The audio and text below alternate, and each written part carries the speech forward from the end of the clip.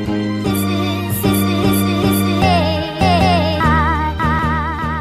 friends, welcome back. Thanks again for joining us for another Random Thought Thursday.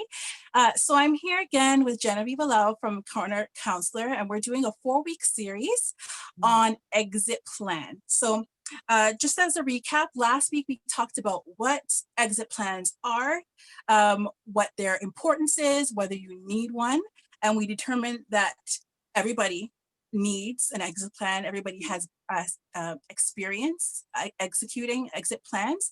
So this week we wanted to get a little bit deeper into that and talk more about how do you determine where you want to be once you determine that here isn't it. And we're going to get into how you realize that here isn't it and where do you go from there. So Genevieve, let's talk about this. So first, give a quick intro into who you are, and let's talk about how do you determine where you want to be or when here isn't it. Yeah, absolutely. Thank you so much again, Kalenia. I am Genevieve. I started Corner Counselor a few years back, and I am a registered psychotherapist in the city of Toronto. And I love working with people to enhance and really repair and heal themselves as well as their relationships. So that happens in a therapeutic context where people come in, sit down, we talk, and their lives are, made or improved, I guess we could say. So that's what I do. And part of what I see happening a lot is transition. So people transition from one phase of life to another, Mhm. and that sometimes involves loss or pain or suffering or simply just a lack of satisfaction with where they're at. And Mhm. so exit plans are one of the things that people come to me to learn how to do, even if they don't call it an exit plan. Mhm. Some of them are dealing with breakups or divorce, or some of them are dealing with actual loss if they've lost a loved one. So they have to exit the way that they've been living a life into another way of living that life. And that might require, learning to be single again, or learning to live without a job if they are retiring, right? Learning to Mhm. live without the structure of having to get up and go to work every day, or learning to live in a different country if they've migrated to Toronto from another country. So basically, we're looking at transition, right? We're looking at how they handle those transitions and what they do with the new as they've come out of the old. Mhm. So Yeah. yeah, that's sort of what I get a chance to be a part of every day. And I Yeah. love to call it a journey because it's a journey of life. And I get to journey with people through some of the most challenging and difficult parts of their lives and see them begin to flourish and find strength and find resilience that they themselves didn't even know they had. So that's the fun part of what I get to do. Yeah. Mhm. Yeah. Um, So we so go came ahead. into this. Sorry. So I was just about to say is that, we came into this topic of exit plans because we started talking towards the end of last year. Everybody's in this mindset, right? About, new year, and especially after 2020, not a lot. I mean, some great things happened for some people, but not a lot of people want a repeat of what happened last year. And in general, like general people, there's some people that say that they don't really like newness, but nobody really wants to feel stuck. Nobody really wants to feel like they're in the same place for an extended amount of time. And so we're talking about, generating exit plans and how to do so in a healthy, fruitful way. Because you could exit a situation in a not so helpful way. Like you could just lock off everybody and not talk to anybody for the next however many years. But then you would just be repeating. I feel like when you don't acknowledge, especially what needs to go on internally, then you just keep repeating the same behaviors and the same situation. Um, the same situation repeats itself. So really you didn't exit anything. You just Exactly. moved from one Yeah. location to the other. And movement, we have to realize, is actually not necessarily progress. We could just be moving, right? We could Yeah. be moving on the spot. And so Mhm. when we look at change or transition or progress, we want to be moving in a particular direction. Yeah. And exit plans help us to do that, right? And Mhm. I love what you said there, just being able to take a natural transition like the beginning or the end of a year, or your birthday, or change of season. Like taking a natural transition and using it to your advantage is super Mhm. helpful as well. And taking stock of where you are, what you've been doing that has been unhelpful or unsatisfying or what have you, and then deciding, okay, so what is it that is here that I really, really appreciate, that I really, really am content with? And then what are the things that are not here? What are the things that I would really like to be here, but are Mhm. missing from here? And what are the ways in which I've been living that have continuously allowed for me to be missing those things? Mhm. And so maybe an example might be, I'm in a job or I'm doing something in my life that I don't really like, but there are components that I do like. So I'm in a Mhm. job that provides me with some measure of security. I get a Mhm. paycheck every few weeks. Mhm. And so I can pay my bills and I can keep a roof over my head, put food on the table for myself and my family. So I really appreciate those aspects of having the job, but I don't like what I'm Mhm. doing. So there's some Yes. components, some pieces that I do like, right? The security and the consistency of the paycheck and so on, and the ability to provide. But I don't like what I'm actually doing. So what I'm doing, the tasks that I'm doing are unfulfilling, or they're draining, or they just don't, they're not, I'm not passionate about them. And so Or I maybe go the about. environment itself is not the best. Exactly, exactly. And Mhm. so how do we then create something for ourselves that allow for us to have all of the components of what we want and like in our jobs or what we're doing? How do we pull in the, okay, I need a better environment to work in, but I still want to have, money in my bank account and food on my Yeah. table?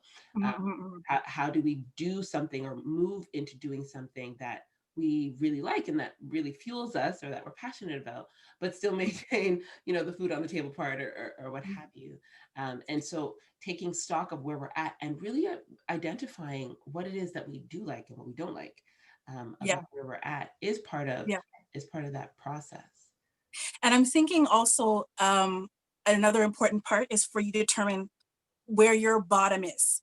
So, like, what Mm, is it that you're what would be like the worst?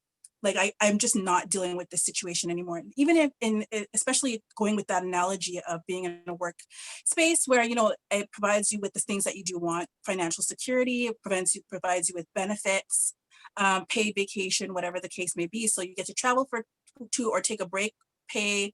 You don't have to worry about that, but the environment might be a little bit toxic, but you deal with it because the pay is good. And you have children or even have yourself and you have responsibilities that you need to take. So you deal with it.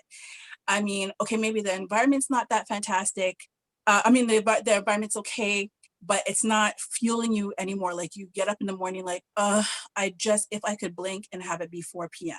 yeah. Um, yeah, so it's like it's not tapping into what excites you, but you deal with it. So I feel like we deal with a lot of stuff in our life because we determine that the benefits outweigh the negatives of the situation. Mm, So what would be the point at which the balance would be tipped in the other way? Like maybe determining for yourself when it would be too much. Like it's really not worth it. At this point, it's not worth it. A change needs to be made. Otherwise, yeah. why bother leave? Otherwise, why bother create an exit plan if you don't feel like it's a situation that you need to exit from? Absolutely. And I think that the important part there is why, the why. Like, why Yeah, are you creating or considering an exit plan? yeah, It's likely because you're in a situation that you don't really like. Like, there's yeah, something there that yeah. you're saying to yourself, yeah, no, something needs to give, something needs to change. And, I mentioned it last week. Denial is a really powerful thing. And sometimes we just keep telling ourselves it's okay. We make excuses. It's the money's worth it, and so on. But if it keeps coming up, that's an indication that we're trying to tell ourselves something, right? Yeah. We feel a certain way. Like our Yeah. emotions are pretty good tellers of the truth. Yeah. And if we keep feeling something, we Yeah. got to pay attention, right? Our Absolutely. feelings are telling us, like, hey, something's going on here that Yeah. we need to pay attention to. So Yeah. yeah, that it's a great point to say, if we're considering an exit plan, it's likely that something is going on that we want Yeah. to That we don't change. want to be there. Yeah, yeah, Yeah. And, I've always said in the past that like fear and pain are essential. They're really supposed to be really good indicators that something is askew. yeah, It's not supposed to be somewhere where you set up, you pitch your tent and you live there forever. You're not supposed to live there. So if pain or fear indicates that something is askew, then you deal with it and you move on. But it's not supposed to be a place where you live. So if I think if something keeps coming up, you're like, man, if I could just that even that mhm, minute question that might come up every now and again, man, if I could just maybe take some time and think about that. And we were talking before, like affording yourself the space, affording yourself the space to get into that, to dream, to think, to ask yourself, why do I keep, but we don't do that. I don't know if it's a situation where we don't feel like we have the time to daydream, or we don't have the time to dream at all. We don't have, like, I have bills to pay. I don't have time to dream about I don't know, starting up a hair cream business. Sure, in a perfect world, and all of this rhetoric that we put around putting up barriers between what we want and what we have, what we actually want out of life, and what we have, and whatever, I don't, out of fear or whatever the reason might be. But it's just creating barriers. And absolutely. why is that worth our time and not actually figuring it out where we want to be? Yeah. And creating barriers concept, that theme, right? Like that limitation mentality. Like I don't have the time versus I'm not taking the time. Those are two really different spaces to be in. And if we're not taking the time, or if we recognize that the time is actually there, if something is sort of stirring on the inside of us or brewing on the inside of us, there is time to do it. Right? There is space to do it. Our subconscious is really great at telling us what we can and cannot do. So we cognitively, we start thinking about all the ways in which we are limited, all of the barriers, all of the obstacles, all of the ways in which it could fail, all of our Mhm, fears, all of our insecurities, all of our everything that mhm, could stop this thing mhm. versus, hey, how can we make it possible? What are all the ways in which we can make it happen? Where can I carve out the time and space? And so it may not be a matter of time, but capacity, right? Do we Yeah. have the Yes. ability to imagine, to think, to dream? It may not be that we don't want to dream, or we don't want to imagine, or we don't want to attain, but we haven't learned how to. We haven't developed that muscle yet. We haven't been taught, right? And so it might just be a developmental process. Like, where can I learn how to make the time for myself? Where can I learn that I am worth that time? Where can I learn how to begin that dreaming part of life? Where can I Yeah. learn that I am not limited, that there are no barriers for me, but that there Mhm. is possibility, there are ways, and I just have to figure out what those ways are. Yeah, for sure. Right. So it could just be, hey, how do I shift from my deficit mentality to that, growth, imagination, creative, like possibility mentality? Yeah. Mhm. And it could just be like, obviously, like speaking to a therapist or a counselor Yeah. to deal with the barriers that you set up around yourself. Mhm. Um, Even just sitting down with your own thoughts and just letting them be. I realize that that's really difficult because a lot of people are afraid of their own thoughts Mhm. and afraid of where their thoughts might take them, whether it might go to a dark place or whether it might remind them of stuff that actually makes them brings them alive. And then now they could clearly see that that is not what is, and they don't really want to deal with that right now. Um, there's so many reasons, but therapy and counseling is really good. Sitting down with your own thoughts is really good. But now when you get to that spot where, okay, I'm at a spot now where I'm ready to actually dig into me and figure out Mm, where I want to be. mhm. How do I do that? I mean, from a very simple example could be, I've been wanting to remake my bedroom for about 50 years now. I'm not 50 years old, but it's been around that long.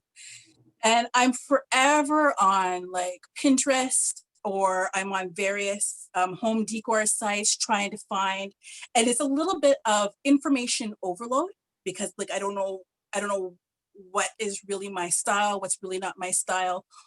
But also sometimes like you go on Instagram and you see people posting pictures about their bedroom, like I would love that.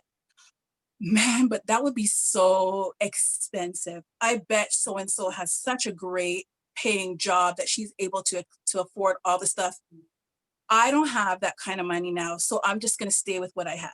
And it's more, and I feel like that sort of mentality is so applicable over different areas where you see, you meet in in what's the word I want? You in a situation where there's a potential for you to receive inspiration from there, but then we get stuck in a place of comparison, Yeah. or um comparison or envy or covetousness or whatever the case may be. And every situation has a potential for you to learn from it. It's just what you do with the resource. So the resource presents you with the information. It's up to you now how to deal with it. Yeah. So you can either be jealous, or you could ask questions, or you can see and allow the creativity to be birthed within you. Yeah. Absolutely. Yeah. Yeah. Yeah. So yeah, even just to talk more on this topic of taking your cues and your inspiration from the resource versus allowing it to cause jealousy within you. And why is that even an option for Yeah. you? Like, why do you need to be jealous over the bed that Sally has? You don't Well, I even know think if you're gonna like it. it's interesting because we're humans, right? Yeah. And part of being human is experiencing all those emotions. Mhm. And jealousy is a very natural human emotion, right? It may not feel the best, it may not feel great, uh, Mhm. but it is a very natural human emotion. Um, I think what's important is to recognize that our emotions are there to provide us with information, right? So if we are becoming jealous about something that we've seen versus becoming inspired and motivated to change something that we aren't satisfied with within ourselves, then we Mhm. have to look at ourselves, right? Mhm. So what is the jealousy telling us? What does the jealousy mean, right? Mhm. Versus Mhm. what we prefer, which might Mhm. be, hey, I look at that Sally with her room, or what have you, and I love Mhm. to be inspired. I love to be able to, you know, do what she did on a dime. Maybe she spent Mhm. thousands of dollars and you want to spend $50. And, Mhm. some of us might go on Kijiji and look for some secondhand items. Some of Yeah. us might go to the dollar store and, buy like a cheap item and spray paint it or what have you. Yeah. Right. Yeah. And, or look on do it yourself. And then others might be stumped. Well, I don't have that, so I don't have the money to do it the way she did it, and so I can't do it anyway. And so we don't see alternatives. We Mm. can't acquire or grab hold of alternatives, and that's sometimes where we get stuck. Mhm. And so what's the jealousy telling us? It may be telling us that we just haven't learned how to interpret that information in a way that serves us as opposed to in a way that harms us or brings us down or burdens us or keeps us stuck or stagnant, right? And so I think it's important what you said about I think you mentioned just sort of staying with your own thoughts, sort of allowing Yeah. yourself to sit with your thoughts. What Yes, that can be hard for sure, but it can tell you what is actually fueling a lot of your decisions and choices. It Yeah. can highlight for you, especially if you write them down. It can Yeah. highlight for you what the underlying current is in your life, Yeah. what your underlying belief systems are. Like, always thinking the worst, or feeling guilty for being successful, or feeling Mm. like you need to dumb down, or dim down your light because others expect certain things. That's a big one. Right. Yeah. And but those thoughts that you sit with will tell Yeah. you what your underlying belief system is, what your overall worldview is, right? What's the Mhm. schema? What's the lens? I don't have a pair of glasses here, but the lens that you're looking through yourself Yeah. with. And so you Yeah. sit with your thoughts and you think, oh man, I can't do that. I just, it's not going to work out for me. There, this person's going to be angry, or this person's better than me, or this person does it better than, like, you start to look at the thoughts and you think, well, are those thoughts true? Are they true thoughts? Are you telling yourself the truth? Right? Or is it just that, hey, I just want to do something great, or I want to do something fun? Yes. Right? But Yeah. the sitting with the thoughts can help Yeah. you identify some of those sort of what do you call them? Those, I like to call them the little hijackers, the things that Yeah. hijack our progress. Yeah. And we Yeah. don't Yeah, for notice sure. them because we allow them to function and operate in the backdrop, or the background of our lives, Yeah. without paying attention to them. We avoid them. No, I don't want to think that. No, I want to keep myself distracted. Listen to music, listen to a podcast, listen to this, get on my phone, do this. I'm distracted all the time. Yeah.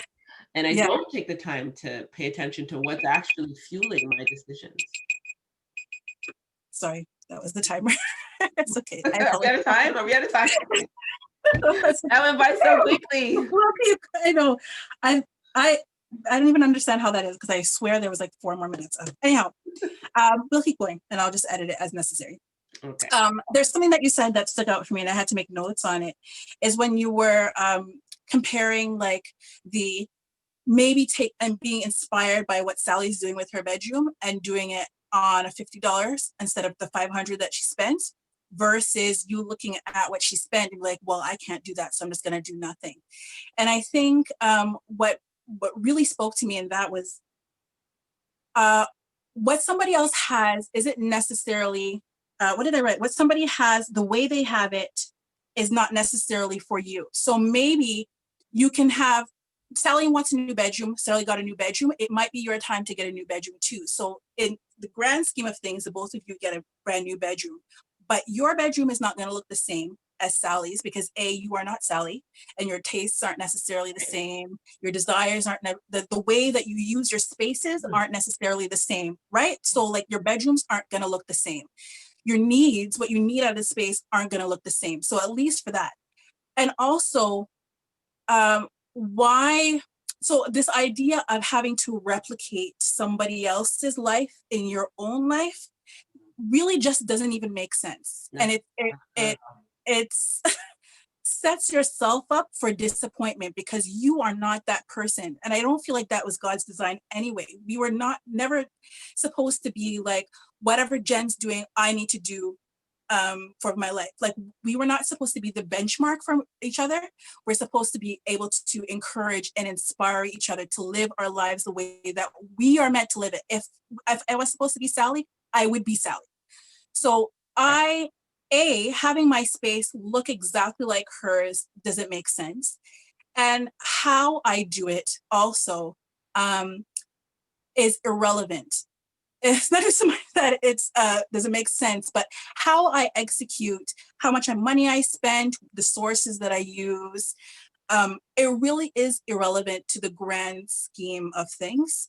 She might be shopping at Yorkdale for all her stuff, and I might go to Dixie Mall. So for all those people who don't live in Toronto, Dixie Mall is like the discount mall, right? So I could be shopping at in the discount shop for all my stuff, but at the end of the day, don't I have a bedroom? Don't I have a bed to sleep in? Doesn't my space reflect me? That should be the goal at the end. So the issue is not to look at everybody else's situation and be like, well, my life doesn't look like that, so woe is me. I'm just gonna what's the Charlie Brown song? Nobody likes me, everybody hates me. I'm just gonna go eat worms. My life doesn't have to look like everybody else's. It's not supposed to, and it's really a waste of energy. It's a waste of emotion and time to try and replicate your life, replicate somebody else's life in your own. It's not supposed to be like that. but I can see what Jen is doing in her life. I can see what Sally did with her bedroom and be like, what does that look like when it comes through this conduit? Hmm. Right? So what does, if I see what Sally did, she transitioned from her bedroom, from a little girl's bedroom to a grown woman bedroom, and it looks fantastic for Sally. Now when I need to do that, I can ask Sally what she did. I can talk to Sally about the maybe the sources that she used or the plans that she used or how she budget. I can definitely do that. But now taking that information and processing it through this filter, what does that look like? And I feel like that's what's missing for a lot. I especially we're in the time of social media, and people Yeah. post the final situation on it. That people look at that and they say that's not how my life looks. So I'm just gonna go eat worse because my life doesn't look like that, and I don't even know how to make it look like that, or I don't have the resources to look like that. So I'm just gonna not do anything. And woe is me. Um, and no, Wow, and that's rough. That's really rough yeah, to take on that position as it yeah, relates to self and the things in the world that we're seeing and being and interacting with. yeah, And, it's really a fine line, the way that we interpret or the way that we internalize what we do come into contact with. We yeah, can we can internalize it as a motivator, and then we can internalize it as well as something that reinforces that we are not good enough or that we can't do it. And so it's really about how we decide or how we choose to perceive the thing and respond to it. And so not the thing itself, right? But how do I yes, see it? How yeah, do I respond to it? How then yeah, do I motivate myself to do something about it? Right. So not necessarily why don't I have what she has or he has, but okay, I see that. Now what? Right? What does yeah. that now mean for me? Right. The what now question is a motivating question. The why Or question, does it even mean anything for me? or yeah, or that's the thing, because you can say, what does it mean for me? Nothing. What does it mean Nothing. for me? Something. The Yeah. why question kind of keeps you stuck. Like, why does she have what she has? Why? Okay. Where does that put But you? that doesn't yield anything that you can work with. Yeah. Yeah. And so, Yeah. That's what I really like. And so, we really wanted to get into that today about talking about where do you go when here isn't it? But I think where you really need to start is um how do you know that here is not it? So I think we really got into that, and it's like talking about determining, really taking the time and creating the space for yourself to process where you are, and how you know that this is a space that you need to spend more time in, or no, it's time for me to transition to the next place. mhm, um, and then the way that you determine that where you want to go is, again, just more maybe journaling. Really, that helps a lot. But journaling, or maybe yeah, speaking with a therapist or speaking with another trusted source, where you can really start to process what's within you already, and how do you process incoming information. yeah. um, I think that's a because great then that will highlight there, determine where you go. the journaling part. Like, it's Mhm. you can do it by yourself. All you need Yeah. is a journal, right? I have like 10,000 journals, right? One for different areas and aspects of my life. Um, there you go. Get yourself a journal, because you can write things out there. Ain't nobody else got to see it. Nobody else needs, right? Nobody to judge you. By yourself. You can do it in the bathroom. You can do it in the bedroom. You can do it wherever. Yeah. And it's free. Well, maybe it costs Yes. whatever the journal costs, Yes. that's a great starting point that everybody can access. Yeah. And before we end it, I really also want to say that uh, I think that sometimes people don't want a journal, because they say, well, I don't like to write. I mean, I don't like to write either, but you can video a journal. Um, it's not even so much about that, but I think if people just don't want to be confronted with what's inside of them. Yeah. But the truth of the matter Or, is, whether you acknowledge it or not, it will manifest itself in your life mhm, at some way, in some other way. So you can pretend to not acknowledge what's going on inside of you, but it will show up in some other way in your life. It's really just in your best interest for you to at least be aware of what's going on in and around you. Awareness, ignorance is not bliss. It It's can be. temporary It can bliss. be. It can be. It's temporary bliss. I would say it's temporary bliss. Definitely. But for the large, I think for the grand scheme, it doesn't really serve you. In the long run, no. It doesn't really serve you. No. It can be functional for a time. And I love to Yes, say yes. that denial is a gift until it's not anymore. Yeah, We have it for a reason. And I think one of the things we have to realize as humans is that we have what we have for a purpose. Like mhm, whatever it is that we have the ability to do or not do, like it's for a reason, right? We mhm. have, I call it the gift of denial. But we have that. If we don't have the capacity or the room or the space or the development or the maturity to deal with the stuff that's thrown at us, then denial can be really powerful for helping us to continue to live until we develop those skills or we develop the resources or we connect with a community that can help us deal with what's going on in our lives. Um, Right. but in the long run, you're right. If we keep using that same method to deal with the things that come up, our challenges and difficulties and pain in life, eventually it'll turn against us, right? Yeah, It'll move yeah. from a place where it's benefiting us to a place Mhm. where it's harming us. Yeah, And we have to be able to look at what it is that provides us with the opportunity to turn that thing into a thing that keeps producing for us, right? And that is the awareness yes. piece. That's the Yeah. moving from the denial to the place of awareness, right? Yes, yes, And yes, yeah, yes. and that's the hard part. It's really difficult, right? And so of what you're doing is that foundational stuff, the underground, the root stuff, the stuff that people Yes, don't see, that's about 80% of the work. And absolutely. you're worth it. You're worth the time it takes to do it. Absolutely. Yeah. I mean, there's always the adage, you can't pour from an empty cup. But we do it all the time. And somehow, or we pour in just enough to pour out, but we never keep, there's none left over for ourselves. Yeah.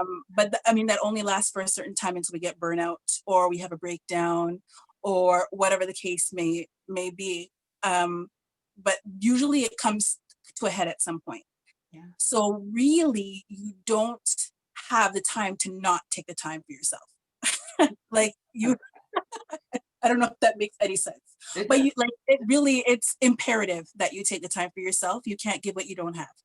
And so if your loved ones are important enough for you to be able to be there for them, then it's, you have to put yourself first. You have to take the time to figure out what it is that you are giving of yourself to other people. What are you giving them if you are not aware of it yourself? So that's what we really wanted to talk about today is, what are your cues? What are your inspiration? How do you process information?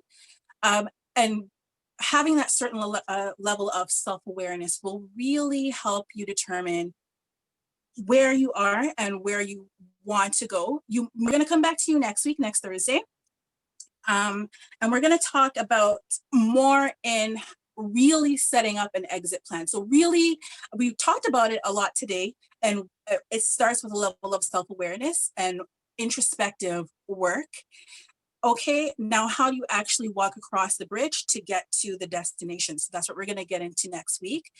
But your homework for this week, I really want you to be able to, at least for 5 minutes a day, to sit down with the pen and paper or with your cell phone and record and talk to yourself about where you are. Talk to yourself about what it is that you want. And whatever comes to the surface, just allow it to be there, whether it frightens you, whether it makes you cry, whether it makes you angry, whatever emotions it brings up, allow them to come to the surface and just be honest with yourself about that, because denial and self-awareness, as we said, really doesn't serve you in the end. If you have any questions or comments, we would love to hear about it. Please post them below. Any insights that you had based on what we said, please post them in the comments below. We love to hear from you. And thank you for spending time with us this week. And remember to live out loud. Bye.